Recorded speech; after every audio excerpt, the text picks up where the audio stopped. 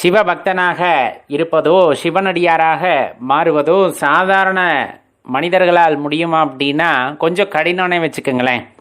ஏன்னா அவங்க 1008 விஷயத்தை பற்றி யோசிக்க ஆரம்பிச்சிடுவாங்க. எல்லாத்துக்கும் துணிந்தவர்கள் மட்டுமே சிவனடியாராக ஆக முடியும். எல்லாத்துக்குமே துணிந்தவர்னா ஏன் இந்த வார்த்தையை நம்ம பயன்படுத்துகிறோம் அப்படின்னா, சாதாரணமாக ஏன் அப்படின்னு தெரியல, நீங்கள் எந்த தெய்வத்தின் மீது வேணாலும் பக்தி செலுத்தி விடலாம். அதை குறை கூறுவதற்கோ அதில் தவறு கண்டுபிடிப்பதற்கோ யாருமே பெரும்பாலும் வரமாட்டார்கள். ஆனால் சிவபக்தி அப்படிங்கிற ஒரு விஷயத்துக்குள்ளே நம்ம இறங்குறோம் அப்படின்னா அதை பற்றி தெரியாதவர்கள் கூட நிறைய பேச ஆரம்பித்து விடுவார்கள். சிவனை வழிபடுறியா, சிவபெருமான வழிபடுறியா, லிங்க வழிபாடு பண்ணுறியா என்ன அப்படிங்கிற மாதிரியான நிறைய கேள்விகள். அவர்கள் ஏதோ கற்றுணர்ந்தது போல, அனுபவத்தின் வாயிலாக உணர்ந்தது போல, அந்த வழிபாடெல்லாம் செய்யக்கூடாது, அப்படி செய்தால் குடும்பம் இப்படி ஆயிடும், இவ்வளோ கஷ்டம் வரும், அதை பட்டு அனுபவித்தவங்கள்லாம் நிறைய எங்கே உதாரணம் சொல்லுங்கள் என்றால் சொல்ல முடியாது அவர்களால். இப்படிப்பட்ட விஷயங்களை சாதாரண மனிதன் தன் காதுகளில் கேட்கின்றான் என்றால் உடனே வருவது பக்தி அல்ல, பயம்தான். அப்ப பயத்தின் மூலமாக சிவபெருமானை வழிபட முடியுமா? கட்டாயம் முடியாது. எந்த இறைவனையும் பயத்தின் காரணமாக வழிபட்டால் அது பக்தியாக இருக்காது, அதற்கான பலனும் கிடைக்காது. சிவபெருமானை வழிபடுபவர்கள் யார் என்றால் பலனை எதிர்பார்க்காதவர்கள் அப்படின்ட்டு நம்ம ரொம்ப உறுதியா சொல்லிட முடியும்.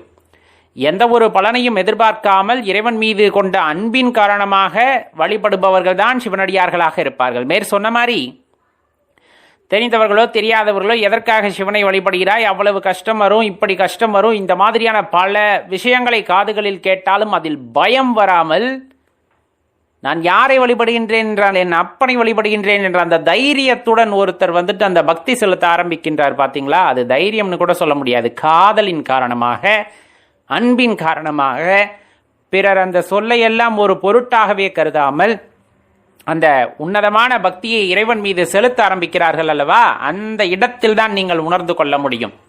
சிவபக்தர்களோ சிவனடியார்களோ எல்லாத்தையும் கடந்து வந்தவர்கள் அப்படிங்கிறது நிதர்சனமா பார்க்கக்கூடிய விஷயம் தானே. நான் ஒன்றும் இல்லாததை சொல்லவில்லையே. கழுத்தில் ருத்ராட்சம் அணிந்து நெற்றி நிறைய இறைவனின் அந்த திருநீரை பூசி இருப்பதை கண்டால் சாதாரணமா கருத்து சொல்லாம நகர மாட்டாங்க.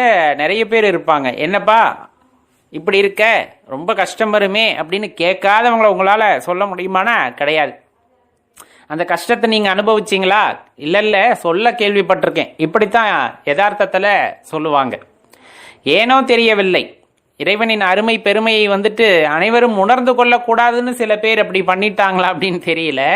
அவருடைய அன்பு, அவருடைய கருணை யாருக்கு கிடைக்க வேண்டுமோ அவருக்கு தானே கிடைக்கும். இப்ப எல்லாத்தையும் தாண்டி நம்ம கழுத்துல ருத்ராட்சமும் நெற்றி நிறைய நீரும் ஏறி இருக்கிறது அப்படின்னா அவருடைய அருட்கருணையினால் அப்படின்ட்டு நம்மளுக்கு தெளிவா தெரிஞ்சுக்கலாம். அதுலயும் இதையும் தாண்டி இப்ப கழுத்துல ருத்ராட்சமால நெத்தியில விபூதி இருக்கும் போதே நம்ம ஒரு கர்வமான அந்த ஒரு சிவனடியாராக இருந்தாலும் உள்ளத்திலே அன்பு பீரிட்டு பிறரை ஏமாற்றாமல் சத்தியத்தின் வழியில் தர்மம் தவறாமல் தனது ஐம்புலன்களையும் அடக்கி இறைவனின் மீது மட்டுமே தனது அந்த எண்ணங்களை குவித்து அவரையே வழிபடக்கூடிய அந்த ஆற்றலை பெற்ற சிவனடியார்கள் நிஜமாவே சிவமாக மாறியவர்கள்.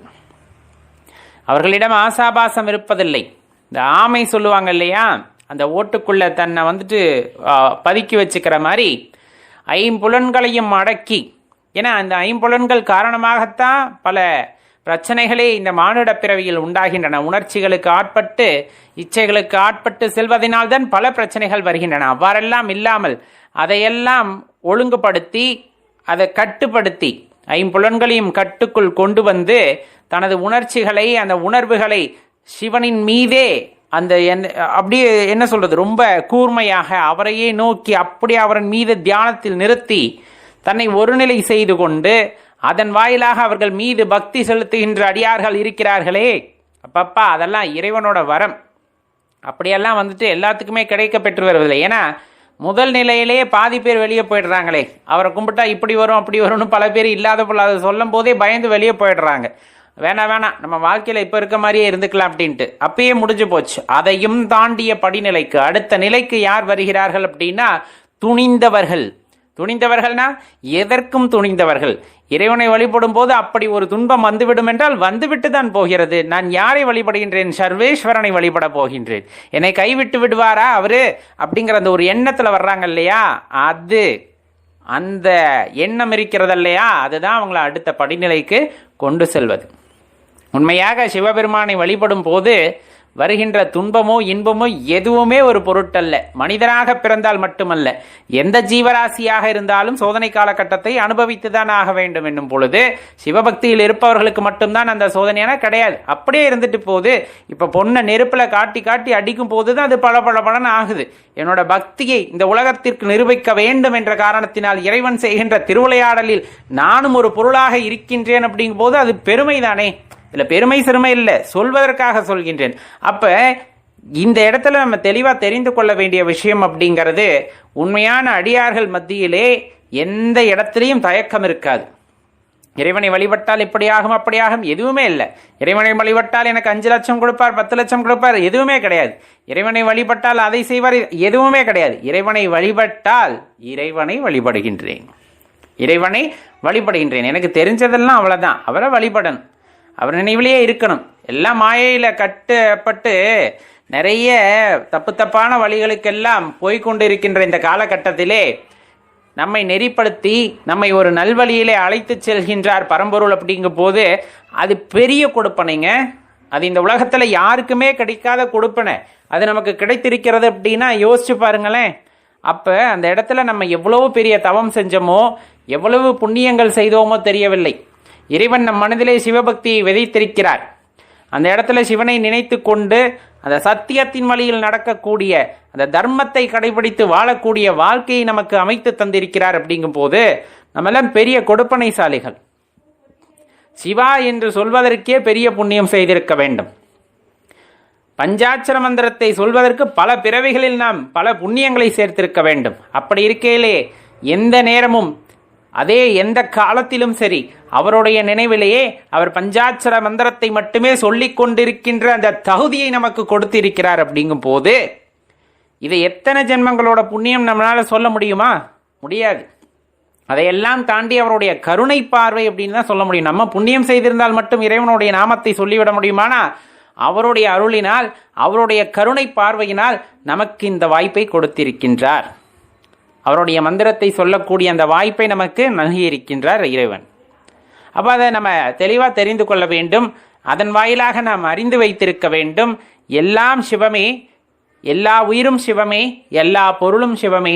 யார்களே, திருவாசகம் என்னும் தேன் இப்பொழுது மின்னணு வடிவில் நம்ம sivapitthan.com அப்படிங்கிற இணையதளத்தில் பதிவேற்றம் செய்யப்பட்டுள்ளது. நேரம் கிடைக்கும் பொழுது கட்டாயமாக படியுங்கள். பெரும்பாலும் சிவனை வழிபடுதல் அப்படிங்கிறது எல்லாத்துக்குமே கிடைக்கக்கூடிய வாய்ப்பு தான். அதில் எந்த மாற்று கருத்துமே இல்லை. அவ்வளவு சாதாரண விஷயமா சிவனை வழிபடுறது அப்படின்னா அதுதான் கிடையாது. எல்லாத்துக்குமே அந்த வாய்ப்பு கிடைத்தாலும் அனைவருமே அந்த வாய்ப்பை பயன்படுத்தி கொள்வதில்லை அப்படிங்கிறது தான் நிதர்சனமான உண்மை, நாம் தெரிந்து கொள்ள வேண்டிய உண்மை.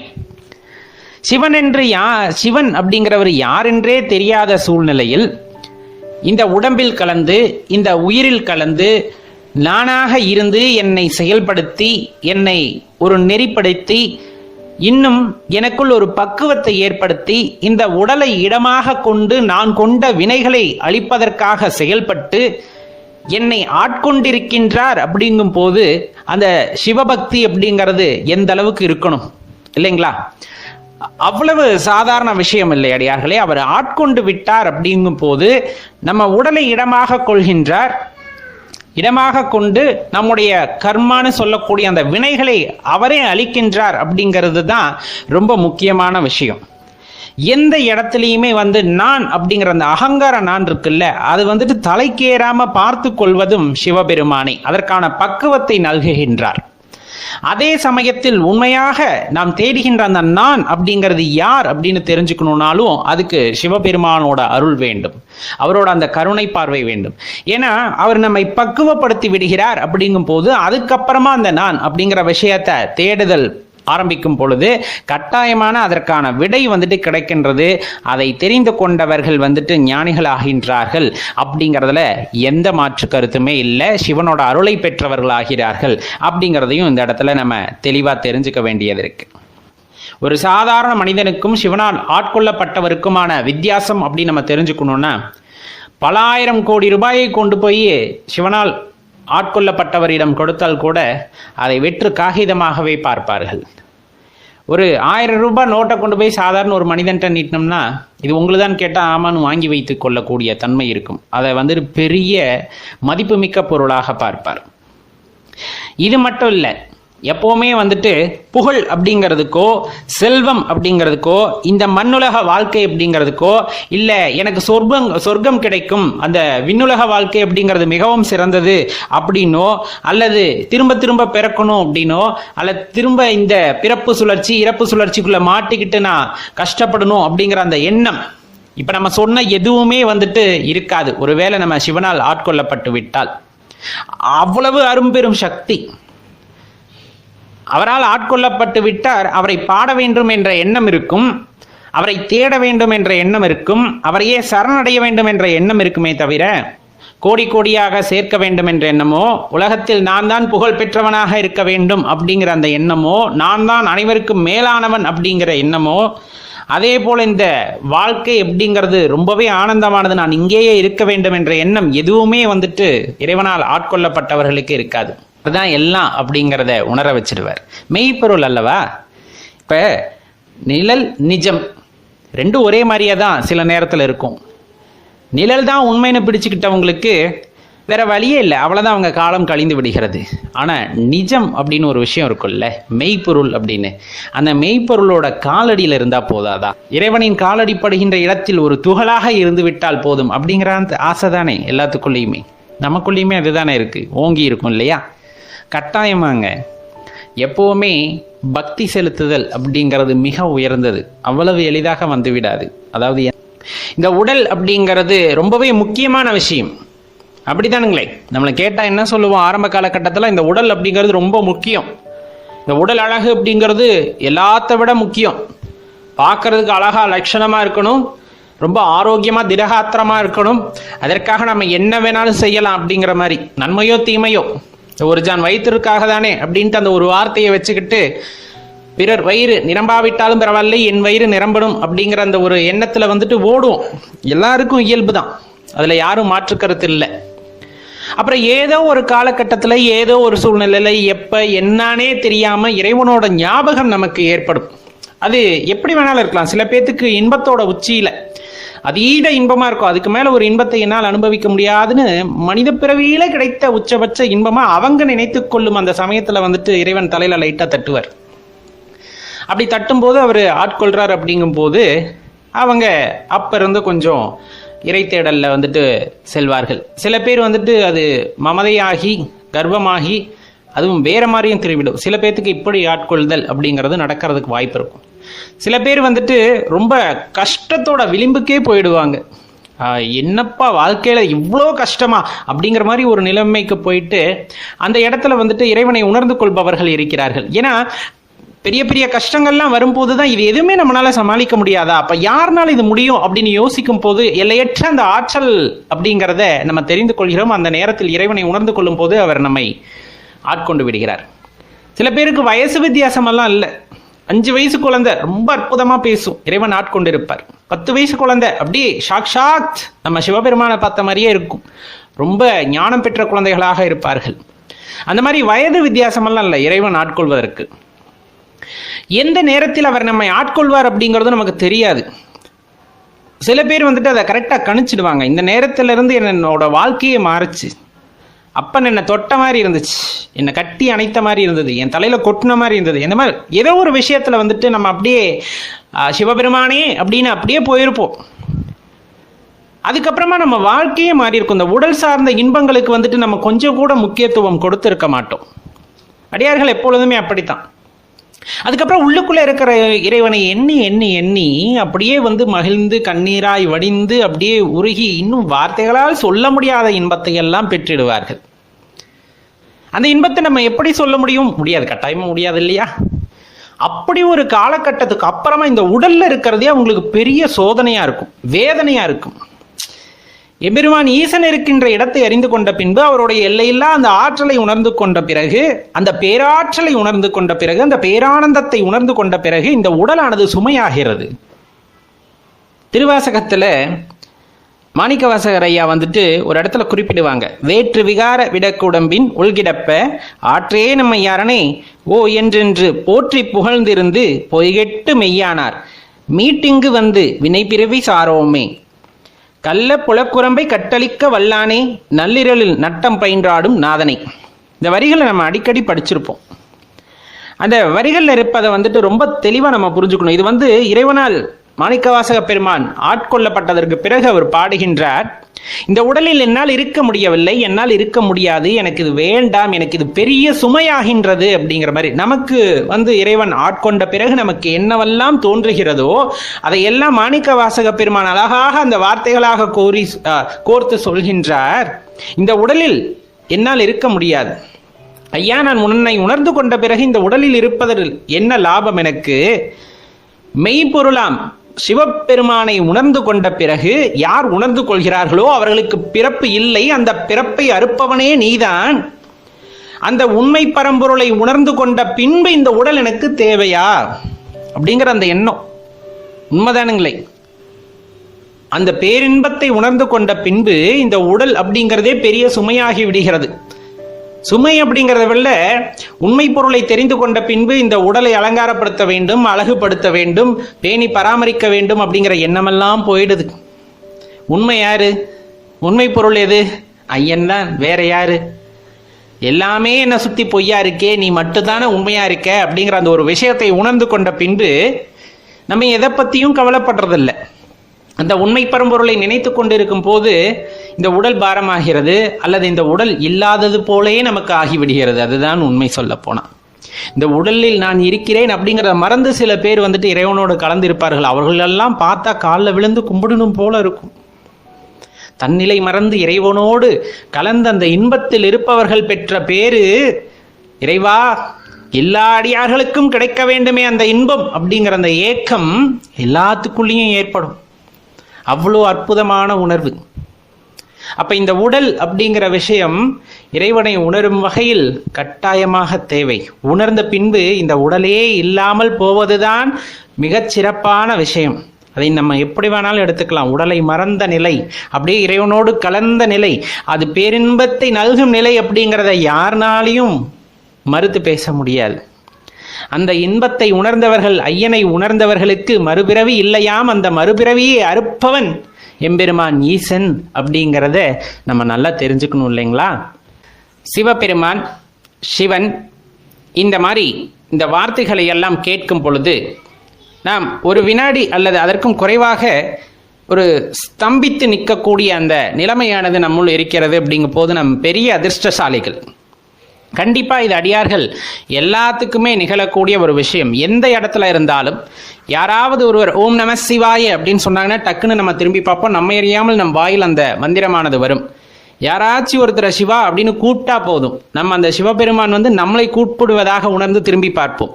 இந்த மாதிரி நிறைய அனுபவங்கள் எல்லாரோட வாழ்க்கையிலும் ஏற்பட்டிருக்கும்.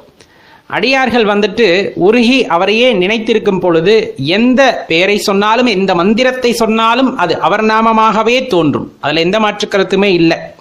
நம்ம எந்த தெய்வத்தோட பெயரை சொன்னாலும் நம்ம கண்ணு முன்னாடி நிற்கிறவர் யார் அப்படின்னா எம்பெருமான் ஈசன் தான் அப்படிங்கிற அந்த நிலைமைக்கு வந்து விடுவோம்.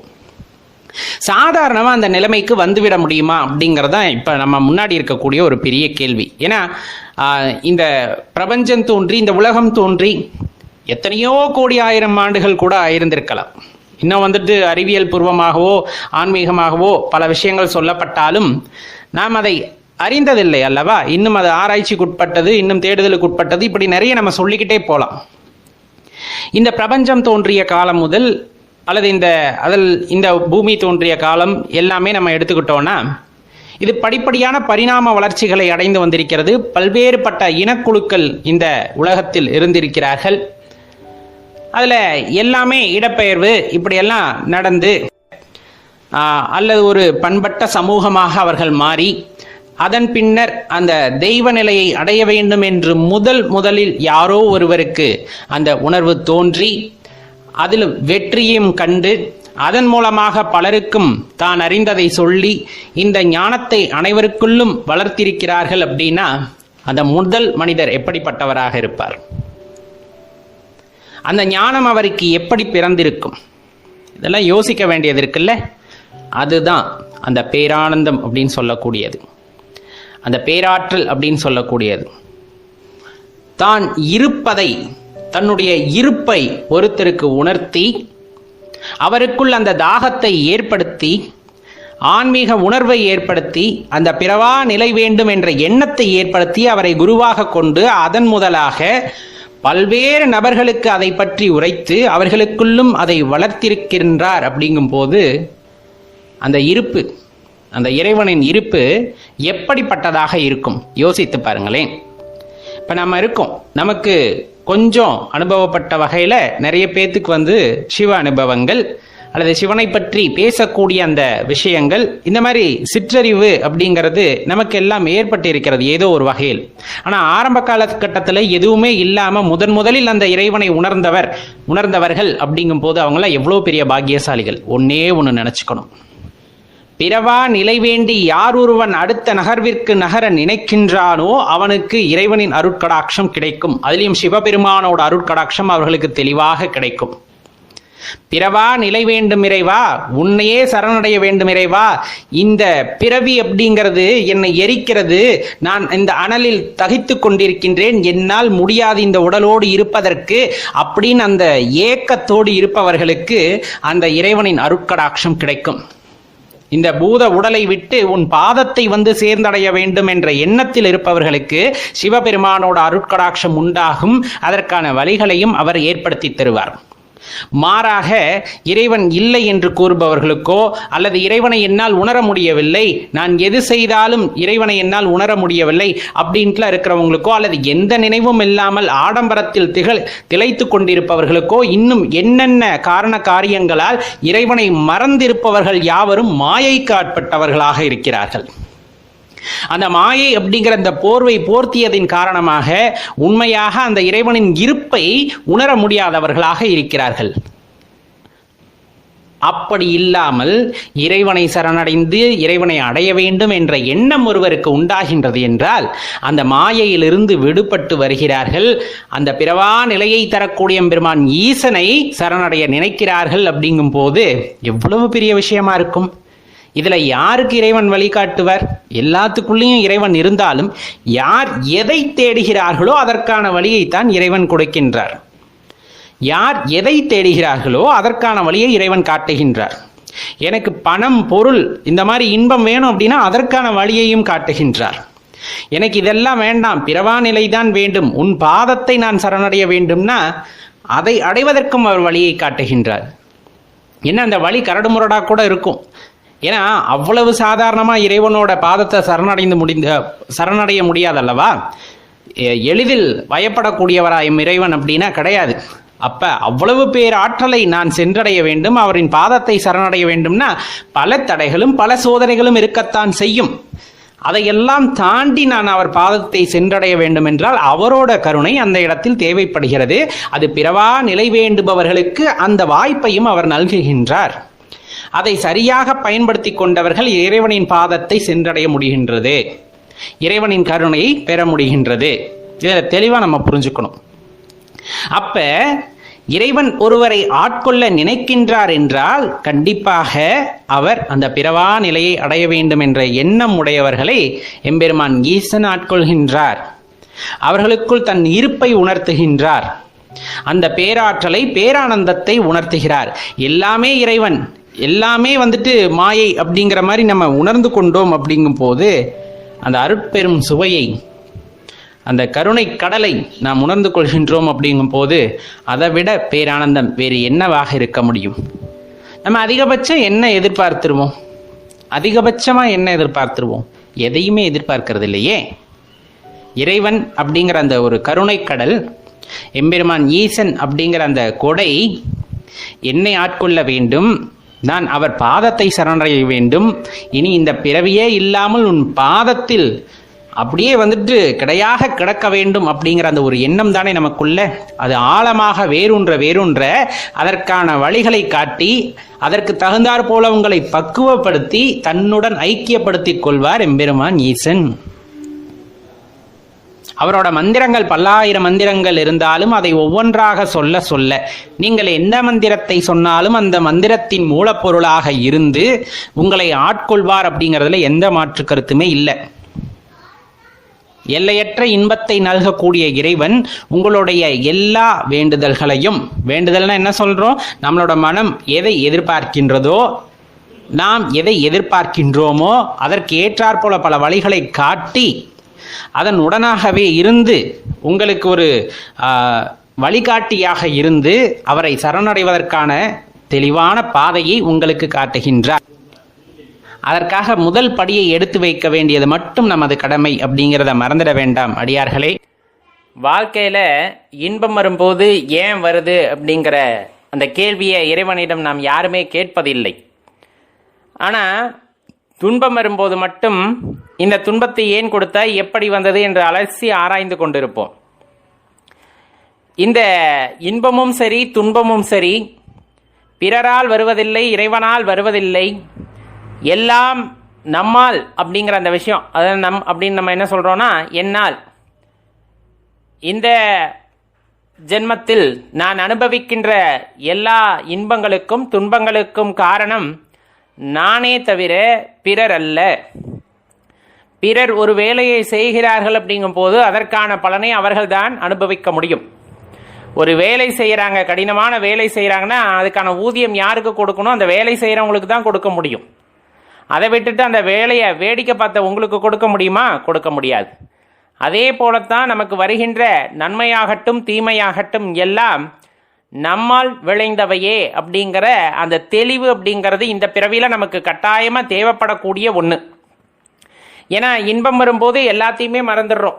எது கடவுளை முதற்கொண்டு மறந்துடுறோம். எல்லாத்துக்கும் காரணம் நான் தான், நான் செய்த புண்ணியத்தின் காரணமாக தான் எனக்கு இவ்வளோ நல்லது நடக்குது, நான் அதை செய்தேன், நான் இதை செய்தேன்ற அந்த நானை வந்துட்டு தூக்கி பிடித்து கொண்டு என்னால் தான் இத்தனை நன்மைகளும் விளைந்தது, நான் செய்த தான தர்மத்தின் காரணமாக அப்படின்ட்டு ஒரு கர்வத்தோடு செய்கின்ற அந்த நேரத்திலே வாழ்க்கையில் எங்கேயாச்சும் ஒரு சோதனை காலகட்டம் வந்துருச்சு அப்படின்னா அப்போ மட்டும் இறைவன் மேலே பழிய தூக்கி போட்டுறது. எவ்வளவோ சாமி கும்பிட்றேன், எவ்வளவோ அவரை நம்பி இருக்கேன், எனக்கு பாரு இவ்வளோ கஷ்டத்தை கொடுக்குறார் அப்படின்ட்டு. அப்போ தெளிவாக தெரிந்து கொள்ள வேண்டிய விஷயம், இன்பம் ஏன் வந்தது அப்படின்னா அதற்கு காரணம் நான் ஆகின்றேன், துன்பம் ஏன் வந்ததுன்னா இதுக்கு காரணம் இறைவனாகின்றார். அப்படிங்கும் போது இந்த இடத்துல இந்த அறியாமை அப்படிங்கிறது ரொம்ப பெரிதாக வந்துட்டு வாழ்க்கையில் விளையாட ஆரம்பிக்கின்றது. இன்பமோ துன்பமோ அது என்னால் ஏற்பட்டது, நான் தான் சமாளிக்க வேண்டும் அப்படிங்கிற அந்த எண்ணம் ஒருவருக்குள் வருகிறது. அப்படிங்கும் போது கண்டிப்பாக அவங்க ஆன்மீகத்தில் ஒரு நல்ல நிலையில் இருக்காங்கன்னு அர்த்தம்.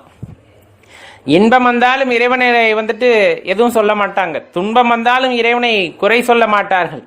மாறாக இதற்கெல்லாம் காரணம் நான் தான், இப்போ இந்த பிறவி சூழலிலிருந்து நான் விடுபடுவதற்கு நீ மட்டும்தான் வழி அப்படிங்கிறத மட்டும் நம்பி இந்த வாழ்க்கையை ஒரு வேடிக்கையாக மட்டும் பார்த்துக்கிட்டு வருவதையெல்லாம் அனுபவித்து கொண்டு அப்படியே காலத்தை நகர்த்தி கொண்டே செல்வார்கள். ரொம்ப சிறப்பான மனிதர்கள் நிறைய பேர் இருக்கிறாங்க.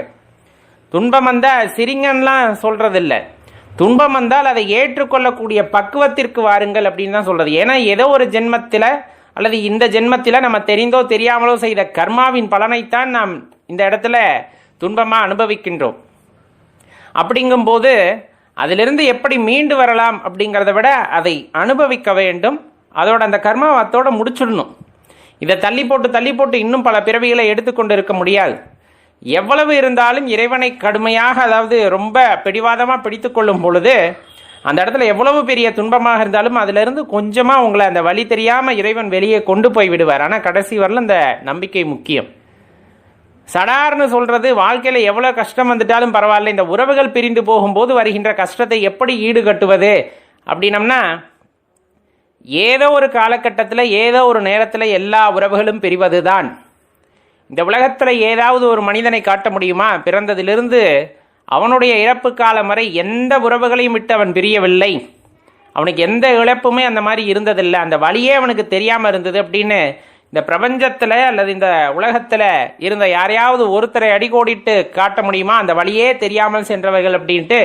அப்படி அந்த வழியே தெரியாமல் சென்றவர்களாக இருந்தால் ஞானம் அடைந்தவர்களாக இருப்பார்கள். பிறப்பும் இறப்பும் இந்த இயற்கையின் நியதி அப்படிங்கிற அந்த உண்மையை தெரிந்து கொண்டவர்களாக இருப்பார்களே தவிர அந்த நிகழ்வானது நிகழாமல் யாருமே இந்த பிரபஞ்சத்தை விட்டு சென்றிருக்க முடியாது, பூத உடலை விட்டு பிரிந்திருக்க முடியாது. அது அனைவருக்குமே வரக்கூடியது. என்ன இந்த இடத்துல ஒரு சின்ன நெருடல்னா, சில பேர்த்துக்கு அது இளமை பருவத்திலேயே, அறியா பருவத்திலேயே சில பிரிவுகள் ஏற்பட்டு விடுகிறது. சில பேர் வந்துட்டு அந்த இளைஞர் பருவத்தில் ஏற்படுது. சில பேர்த்துக்கு வயோதிக பருவத்தில் தான் அந்த மாதிரி இழப்புகளை எல்லாம் சந்திக்கிறார்கள்.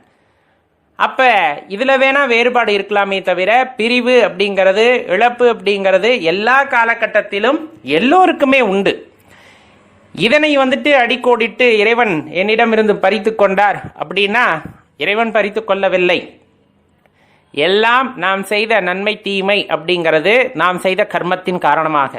எளிதாக கர்மம் என்று சொல்லிவிடுகிறீர்களே அப்படின்ட்டு சில பேத்துக்குள்ள மனசுக்குள்ள தோணும், கண்டிப்பாக தோணும். இயல்பாக இருக்கிறவங்களுக்கு அதை தோணத்தான் செய்யும். அந்த இயல்பாக இருக்கிற நிலையிலிருந்து ஒரு படி மேலே போய் சிந்தித்து வருவதற்கு யார் காரணம் அப்படிங்கிறத நீங்கள் போன ஜென்மத்தில் இதெல்லாம் செஞ்சுருப்பானா யாருக்கு தெரியும் அப்படின்னு நினைக்கிறத ஒரு பக்கம் வச்சுருங்க. இந்த ஜென்மத்தில் தெரியாமல் ஏதாவது தவறு செஞ்சுருப்பீங்க, அது திருப்பி உங்களுக்கு வந்திருக்கும். அப்போ யோசிச்சு பாருங்க, அந்த தவறுக்கு பலனை நாம் உடனே அனுபவிக்கின்றோம். அது அப்பப்போ அனுபவிக்கக்கூடிய சின்ன சின்ன தவறுகள், ஆனால் மன்னிக்க முடியாத சில தவறுகளாக நாமே அறியாமல் செய்திருக்கலாம். காலகட்டங்கள் ரொம்ப கடுமையாக இருந்திருக்கும். அந்த காலகட்டங்களிலே நம் முன்ன ஜென்மத்தில் எப்படி இருந்தோம்னு தெரியாது இல்லையா? அப்போ இருந்த ஒரு இருமாப்பின் காரணமாக இல்லை கர்வத்தின் காரணமாக ஏதேனும் தவறு செய்திருக்கலாம். அதற்கான பலனை இந்த ஜென்மத்தில் நாம் அனுபவிக்க கூடுங்கிறத மனதார ஏற்றுக்கொள்கின்ற பக்குவம் வரும்போது ஆன்மீகத்தில் ஒரு சிறந்த நிலையில் இருப்போம். எல்லாத்தையும் தூக்கி கர்மா மேலே பழி போட முடியாது. இருந்தாலும் யார் கண்டா நமக்கு அந்த கர்ம தொடர்பு இருந்திருக்கலாம், அது இந்த பிறவியில் நடந்திருக்கலாம். சரி, அப்படித்தான் நமக்கு இழப்பு ஏற்பட்டதே. இளமை பருவத்திலேயே ஒரு இழப்பை நாம் எதிர்கொண்டு விட்டோம் அப்படின்னா காலம் முழுக்க அதே வேதனையில் நாம் இருக்கிறார்களா அப்படி யாராவது அப்படின்னு பார்த்தோம்னா ஒரு குறிப்பிட்ட காலகட்டத்திற்கு பிறகு மறதி அப்படிங்கிற அந்த ஒரு விஷயம் எல்லாத்தையுமே மறக்கடித்து செய்துவிட்டு அந்த வாழ்க்கையை தொடர வந்துட்டு வழிகாட்டுகிறது. அப்போ இந்த இடத்துல தெரிந்து கொள்ள வேண்டிய விஷயம், அதுவுமே மாறி போகும் அப்படிங்கிற ஒரு விஷயம்தான். இப்போ 1 வருஷத்துக்கு 2 வருஷத்துக்கு வருத்தமாக இருக்கும், அதே வருத்தத்தில் இருக்கிறாங்களா? கிடையாது. அடுத்து என்ன நடக்க போகுது இந்த பிரபஞ்சத்தில், என் வாழ்க்கையில் என்ன நடக்கப் போகிறது, இறைவன் என்ன நடத்தி வைக்க போகின்றார் அப்படிங்கிறத எதிர்நோக்கி நாம் செல்ல ஆரம்பித்து விடும் பொழுதே கண்டிப்பாக இந்த வாழ்க்கை மாற்றத்துக்கு உட்பட்டது அப்படிங்கிறத தெரிந்து கொள்ள வேண்டும். அதுதான் ரொம்ப முக்கியமான விஷயம். அப்போ இறைவனாகப்பட்டவர், ஏக இறைவனாகப்பட்டவர் எல்லாத்தோட வாழ்க்கையிலும் நன்மையை கொடுக்க வேண்டும் என்று நினைக்கின்றார். எப்படின்னா, உனக்குள் இருக்கின்ற அற்புத சக்தியை உணர்ந்து கொண்டால் நீ எப்பொழுதுமே ஆனந்தமாகத்தான் இருப்பாய் அப்படிங்கிறத உணர்த்துவதற்காக எவ்வளவோ முயல்கின்றார். ஆனால் இந்த மானிட பிறவியோ அல்லது மற்ற பிறவிகளோ இங்கு கிடைக்கின்ற அற்ப சுகங்களுக்காக ஆசைப்பட்டு, கிடைக்கின்ற சின்ன சின்ன இன்பங்களுக்காக ஏக்கப்பட்டு தனது வாழ்க்கையவே துன்பமாக்கி கொள்கிறார்கள் அப்படிங்கிறதான் இந்த இடத்துல நம்ம தெளிவாக புரிந்து கொள்ள வேண்டும். ஒரு வீடு கிடைச்சா சந்தோஷம், 100 கோடி ரூபாய் பணம் கிடைச்சா சந்தோஷம், ஒரு மோட்டார் பைக் வாங்கினா சந்தோஷம், ஒரு கார் வாங்கினா சந்தோஷம். இதில் எது நிலையாக இருக்கக்கூடியது? இந்த கேள்வி நமக்குள்ளே எழுந்ததுன்னா இதுக்கெல்லாம் விடை கிடைச்சிடுமா? இது இன்பமா துன்பமானு? ஆனால் ஒரு இடத்துல அமைதியாக உட்காந்துருக்கீங்க, உங்கள் உடலில் எந்த அசைவுமே இல்லை, அப்படியே ஒரு மனதை ஒரு நிலைப்படுத்திய நிலையில் அமர்ந்திருக்கிறீர்கள், உங்களையே மறந்து விட்டீர்கள்னு வச்சுக்கோங்க. உங்களையே மறந்துட்டீங்க.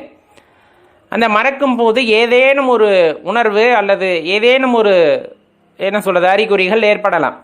சில பேர் தியானத்தில் தீபம் தெரியும், ஜோதி தெரியும், அருங்கோணம் தெரியும், இந்த மாதிரி சொல்லுவாங்க. அதையே நினச்சிக்கிட்டு தியானம் பண்ணுறது அப்படிங்கிறது உண்மையே கிடையாது. அப்படி பண்ணவும் கூடாது.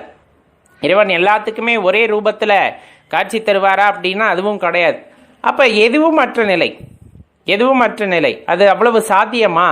அது முடியாது. அப்படிங்கிறனால தான் எடுத்ததுமே தீபத்தை பார்த்து தியானம் பண்ணுங்க, இந்த ஆக்ஞா சக்கரத்தில் உங்கள் மனசை குவிச்சு ஏதாச்சும் உங்கள் இஷ்ட தெய்வத்தோட உருவத்தை நினச்சிக்கோங்க. அதெல்லாம் ஆரம்ப காலகட்டத்துக்கு.